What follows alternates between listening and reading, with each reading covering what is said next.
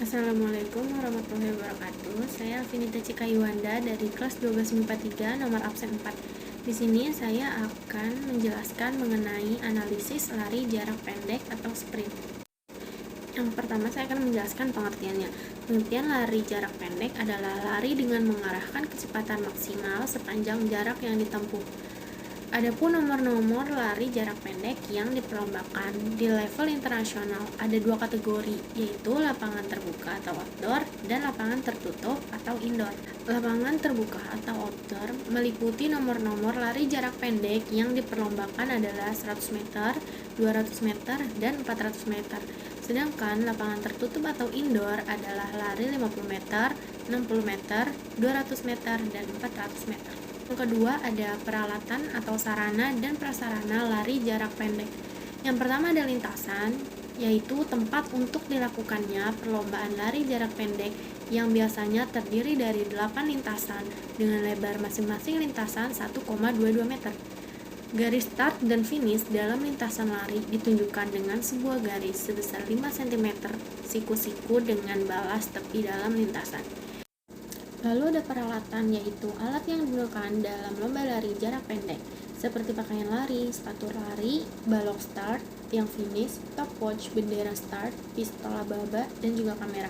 3. Ada teknik dasar, terdiri dari teknik start. Teknik start atau awalan dibagi menjadi 3, yaitu awalan pendek atau bunch start. Cara melakukan teknik awalan pendek yang pertama, ambil ancang-ancang posisi kaki kiri ada di depan, kaki yang terkuat dan ditekuk. Kemudian posisikan lutut kanan ada di belakang dan ada di samping kaki kiri. Setelah itu, beri jarak antara kaki kiri dan kaki kanan sekitar 1 kepal. Lalu posisikan kedua tangan ada di belakang garis start dengan merapatkan jari-jari dan ibu jari terpisah. Yang kedua ada awalan menengah atau medium start. Cara melakukan teknik ini, yang pertama ambil ancang-ancang posisi kaki kiri ada di depan dan ditekuk. Selanjutnya, posisikan kaki lutut kanan ada di sebelah tumit kaki kiri. Kemudian, beri jarak kaki kiri dengan kaki kanan sekitar 1 kepal. Terakhir, posisikan kedua tangan berada di belakang garis start dengan mendapatkan jari-jari dan ibu jari terpisah. 3. Ada awalan panjang atau long start. Cara melakukannya adalah, pertama, ambil ancang-ancang posisi kaki kiri ada di depan dan ditekuk. Setelah itu, posisikan lutut kaki kanan ada di belakang kaki kiri. Kemudian beri jarak kaki kiri dengan kaki kanan kurang lebih 1 kepal. Yang terakhir, posisikan kedua tangan ada di belakang garis start dengan mendapatkan jari-jari dan ibu jari terpisah. Terdapat 3 urutan atau langkah-langkah teknik start lari jarak pendek dijelaskan, antara lain sebagai berikut. Yang pertama ada aba-aba bersedia. Ketika starter telah memberikan aba-aba bersedia, maka pelari akan bersiap menempatkan kedua kakinya menyentuh blok yang sudah dipersiapkan di depan dan di belakang. Lutut kaki belakang diletakkan di tanah sejajar dengan kaki kiri, terpisah selebar bahu. Jari-jari tengah membentuk huruf V terbalik dan berada di belakang garis start. Kemudian posisi kepala dalam keadaan datar dengan punggung, sedangkan mata harus tetap menatap lurus ke bawah. Yang kedua ada aba-aba siap. Aba-aba siap, setelah aba-aba siap dibunyikan, posisikan badan sudah mulai berubah. Tubuh mulai sedikit condong ke depan, angkat pinggang sedikit lebih tinggi dari bahu karena posisi condong bahu agak maju ke depan dari dua tangan. Kemudian lutut ditekan ke belakang, lutut kaki depan ada di dalam posisi membentuk sudut siku-siku 90 derajat. Sedangkan kaki belakang pelari membentuk 120-140 derajat. Jika sudah aba-aba ya, setelah seorang starter memberikan aba-aba ya, maka saat inilah seorang pelari mulai menggerakkan seluruh tenaganya. Posisi badan diluruskan dan diangkat, kemudian kaki menjadi tumpuan keras pada start block untuk menghentak tenaga dorong. Kedua tangan diangkat dari tanah, kemudian mengayun selama dengan gerak lari. Kaki belakang mulai mendorong lebih kuat, kaki depan mendorong sedikit demi sedikit. Namun, dengan segera kaki belakang diayunkan ke depan dengan cepat, sedangkan kondisi badan condong ke depan. Posisi lutut dan pinggang diluruskan penuh, seperti membentuk sudut 45 derajat terhadap tanah pada saat akhir dorongan.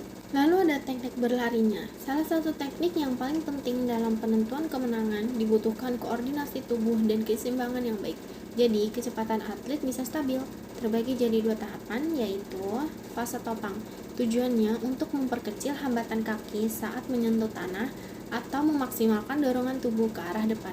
Fase topang dalam gerakan berlari ini terbagi menjadi 2, yaitu topang depan dan topang belakang. Cara melakukan fase topang, yang pertama saat berlari mendarat dengan telapak kaki, kemudian lutut kaki yang akan menopang sedikit dibengkokkan.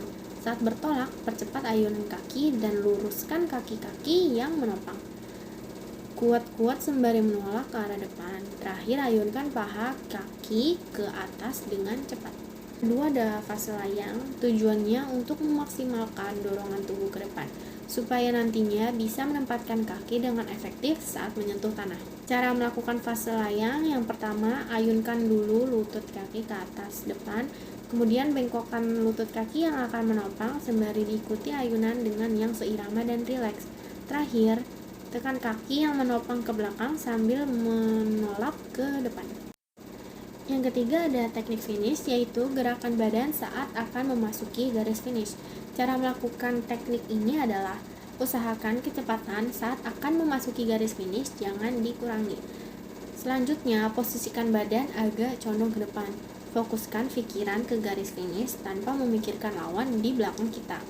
Lalu, condongkan badan ke depan bertujuan supaya saat ada pelari lain yang juga hampir memasuki garis finish bersamaan, maka diharapkan atlet yang mencondongkan badannya akan menyentuh kita lebih dulu.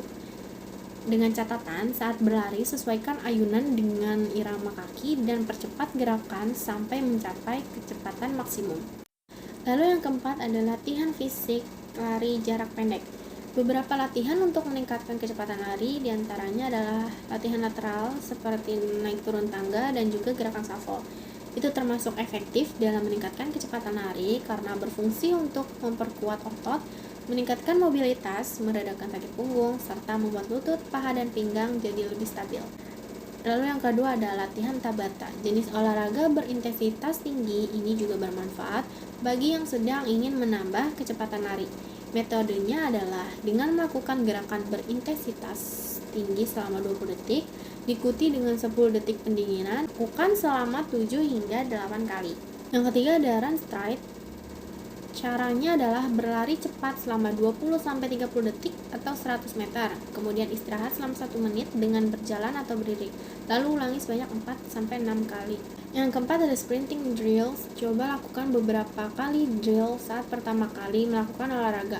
Mulai dengan berlari santai atau jogging sejauh 10 meter, kemudian tingkatkan kecepatan dengan melakukan sprint sejauh 50 meter.